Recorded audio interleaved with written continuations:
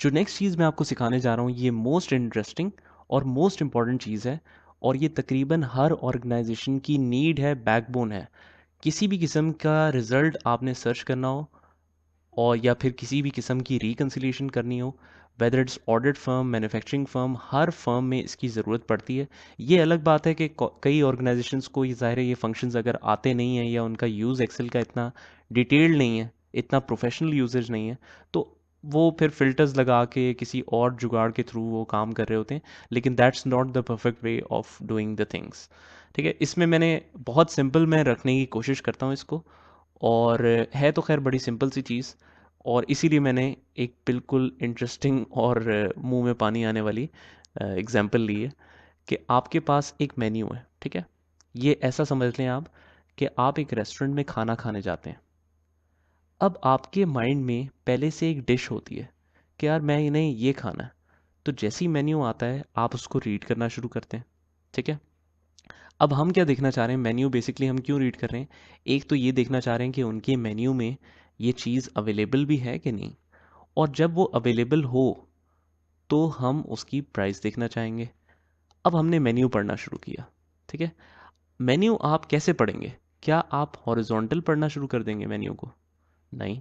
Obviously सबसे पहले जो आपके माइंड में डिश है, दैट इज़ लुकअप वैल्यू, जो आप ढूंढना चाह रहे हैं उसको आप वर्टिकल सीक्वेंस में आइटम बाय आइटम रीड करते जाएंगे, और आखिर में आपको फॉर एग्जांपल आप कहते हो हाँ यार मैंगो शेक, ये मैंने सर्च करना था, ये इनके पास अवेलेबल है, देखते हैं कि इसकी प्राइस क्या है। ठीक है, तो ये काम जो आपने किया है this is called vertical sequence lookup, क्योंकि आप एक मेन्यू को, जो डिश आपने माइंड में सोची है उसको मद्देनज़र रखते हुए आप इस मेन्यू को वर्टिकली पढ़ते हैं, तो this is called V lookup.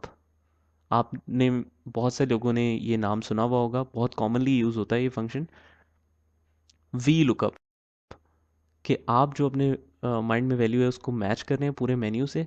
जब वो मिल जाए तो उसके सामने वाले कॉलम में जाके आप उसका प्राइस देख लेते हैं। पहले आइटम ही देखते हैं ना, उसके बाद प्राइस देखते हैं। हम लोग तो खैर उल्टा करते हैं, हम कहते हैं यार अच्छा 8 रुपये जो सबसे कम है, चलो रोटी ले आओ। ठीक है जी, तो लेकिन मेन्यू जो है बहरल सीधा पड़ा जाता है। तो हम इस तरह का सिस्टम बनाना चाह रहे हैं कि जो आपको मैनुअली ढूंढना पड़ता है, पूरे मेन्यू को डिटेल में पढ़ के और फिर सामने वाली वैल्यू आप निकाल पाते हैं, उसका एक सर्च बॉक्स बना लेते हैं। मैं यहाँ पर सिर्फ नाम लिखूँ और उससे रिलेटेड उसकी प्राइस आ जाए, कितनी ज़बरदस्त चीज़ हो जाएगी। मैं फॉर एग्जांपल यहाँ पर लिखता हूँ मैंगो शेक। मैंगो शेक मैंने मंगवाना है, तो उसकी प्राइस क्या है ये मैं निकालना चाह रहा हूँ। अब सबसे पहली इसकी 3 रिक्वायरमेंट्स हैं। डायरेक्टली मैं फॉर्मूला लगाता हूँ और आपको इजीली समझ में आ जाएगा। फॉर्मूले का नाम है इक्वल्स टू वी लुकअप। अच्छा, मैंने क्या किया, कोई भी फॉर्मूला आप लिखेंगे इक्वल्स टू वी लुकअप। अब नीचे ये लिखा हुआ आ रहा है, नीचे ये अगर लिखा हुआ आ रहा है तो आपको ये करने की ज़रूरत नहीं है कि आप पूरा फॉर्मूला लिखें, बल्कि आप टैब दबाएंगे तो ये ऑटोमेटिकली इसको फॉलो कर लेगा। अब हम सर्च करेंगे कि हम ढूंढना क्या चाह रहे हैं। लुकअप वैल्यू, जिस चीज़ का आपने प्राइस निकालना है वो क्या है, हम कहते हैं जो भी इस सर्च बॉक्स में लिखा हुआ है। मैंगो शेक डायरेक्टली नहीं लिखेंगे हम लुकअप वैल्यू में, बिकॉज ये चीज़ तो सर्च के मुताबिक चेंज होती रहेगी। जो भी इस सेल में वैल्यू हो मैं कहता हूँ वही मेरी लुकअप वैल्यू है, तो that's why I have to select this cell. मैं कहता हूँ इस सेल की वैल्यू ढूंढो और उससे रिलेटेड प्राइस निकालो। वो कहता है अच्छा, अब हमने टूल टिप के मुताबिक कॉमा लगाना है, क्योंकि ये लिखा हुआ है वी लुकअप वैल्यू। जैसे ही आप सिलेक्ट कर लेंगे तो आप कॉमा लगाएंगे, खुद ब खुद क्या हाईलाइट हो गया, टेबल अरे। मतलब वो कह रहा है कि वैल्यू आपने कहाँ से निकालनी है, पूरा टेबल। वो कहता है पूरा मेन्यू सिलेक्ट करो, तो हम पूरा मेन्यू सिलेक्ट कर लेते हैं including the items column and prices column. तो मैंने एक सेल को सिलेक्ट किया और मैंने कहा control shift right and down. ये हमने पहले देखा था ना शॉर्ट की, तो कंट्रोल शिफ्ट राइट और डाउन से हमने पूरा टेबल सिलेक्ट कर लिया। फिर टेबल सिलेक्ट हो गया तो फिर से हमें कॉमा लगाना है according to the suggestion. Comma लगाया तो देखें कॉलम इंडेक्स नंबर हाईलाइट हो गया। वो कहता है ठीक है, जो आपने प्रोडक्ट बताई वो मैंने मेन्यू में ढूंढ ली, डन हो गया। अब उसके कौन से कॉलम का आंसर निकालना है। इस पूरे मेन्यू के कितने कॉलम्स हैं? 2 कॉलम है। एक कॉलम में तो है प्रोडक्ट्स के नाम, this is called column number 1। जो प्राइसेस हैं वो आपने कौन से कॉलम से निकालनी है? कॉलम नंबर 2 से। तो वो वही कॉलम इंडेक्स नंबर पूछ रहा है कि नंबर बताओ कौन सा कॉलम है। अब हम यहाँ पर जी नहीं मेंशन करेंगे बल्कि कहेंगे दूसरा कॉलम।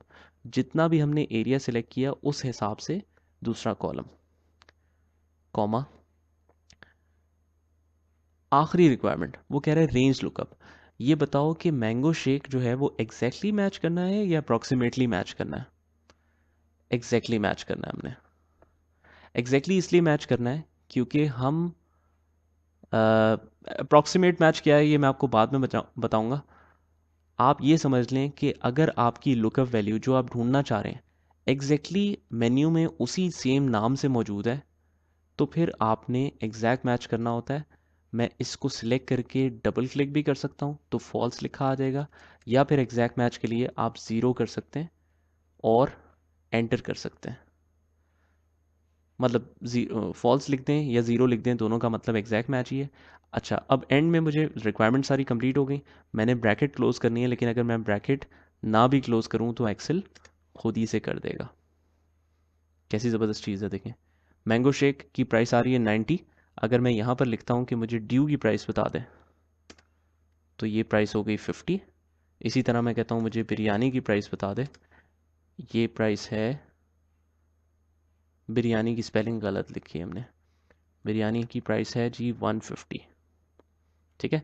तो ये बहुत बेहतरीन फंक्शनैलिटी, यहाँ तक करें फिर मैं आपको इसी में कुछ एडवांस फंक्शनैलिटी बताऊंगा कि और इसको किस तरह से कस्टमाइज़ करके मज़ीद आसान बनाया जा सकता है।